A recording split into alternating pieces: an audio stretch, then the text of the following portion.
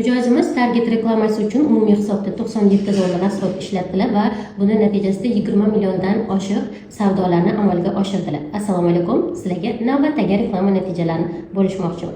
Ko'rishingiz mumkin, reklamamiz asosan lead forma orqali sotuvni amalga oshirishga qaratilgan. Sababi mijozimizda ishlab chiqarish va xizmat ko'rsatish sohasi bo'lgani uchun biz bir nechta kreativga strategiyalar asosida reklamalarni yoqqanmiz. Asosan bizda lead formalar kelib tushgan va lead orqali sotuvlarni amalga oshirganmiz. Ko'rishingiz mumkin, har bitta lead mijozimizga necha sentdan tushayotganini. Aslida o'zlari har bitta lead $1 dan tushsa ham menga ko'taradi, foydam chiqadi deb aytadilar, lekin biza 0.14 sentdan boshlab leadlarni arzonlashtirishga erishdik. Umumiy hisobda 0.16 sentdan tushyapti har bitta leadlarining narxi.